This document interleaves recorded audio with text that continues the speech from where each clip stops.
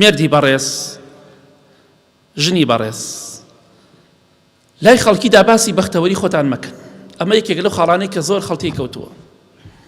بەخوا لەگەڵ پیاوەکەمدا موو بەبەینمانە ناچی، کاتێک ئەزانی نەگم و حەبلیش بەبەینیان ناچی، کاتێک ئەزانی سیارە بەبەینیان ناڕوە لە موو دەرەچێ چونکە چاوی لێدەن. ئەوەی پیاوەکەم حەزم لێی بێ بۆ مەکات، خێزانم ئاوهایە. ئەو خۆشەویستەی کە هەتە لە نێوان ژن و مێردا خوای گەورە دروستی کردووە، ئەگەر هەبوو خۆشەویستی، خوای گەورە دەفەرمی وەجەعەلە بەینەکم مەوەدەتەن وەڕەحمە، لە نێوان ژن و پیاودا خۆشەویستی و ڕەحمان دروست کردووە.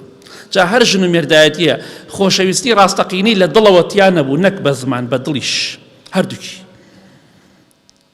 ژن و مێرد خۆشەویستیان بۆ یەکتری دەرنەبڕی و خۆشەویستیان بۆ یەکتری نەبوو، ڕەحم و بەزەییشیان بۆ یەکتری نەبوو، ژیانیان دۆزەخ و کێشە و مەشاکل و ناڕەحەتیە.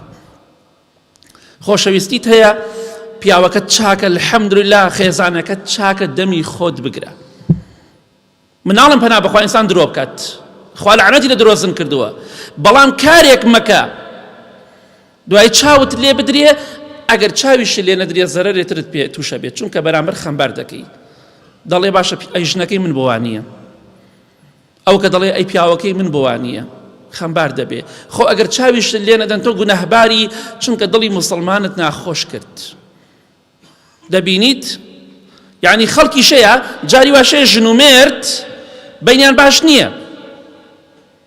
یعنی جاری وا بۆ لە مەجلیسێکا 10-15 پیاودا نیشێ، لەو لاوە دەبینیت خێزانی یەکێک لەو پیاوانە بە تایبەت شتێک بۆ پیاوەکەی دەنێرێ، میوەیەکی تایبەت شتێکی بۆ دەنێرێ، ئەڵێمە خێزانە ناردوێتی بیخۆ.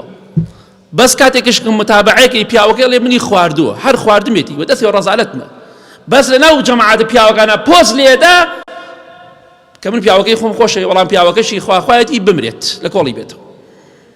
بۆیە زۆر جار ئەو شتانە خراپە، پێویست ناکە لای خەڵکە قسەی خۆشەویستی گیانەکەم و هەناسەکەم و قوربانەتم دەربڕی، دوایی چاوێکت لێ بدەن، وێرانت بکەن، یاخود ئاگادار بە پێغەمبەری خوا دەفەرمێ صلی الله علیه وسلم ئەگەر ئەتانەوێت ئیشەکانتان سەرکەوتوو بێ بیشاردنەوە، نەک درۆ بکە ئینسان بیشارێتەوە.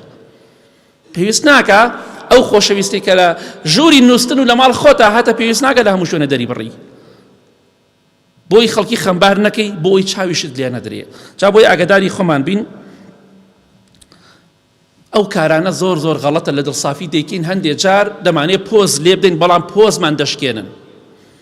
ئاگادار بن، چەندەها ژن و پیاو هەبوو ئاوا بۆ شێوە بوونە، سوێن بەخوا ئێستا هیچیان پەیوەندیان بە یەکەوە نەماوە و تەلاق و جیابوونەوە ڕوویدا و کۆتایی پێهات.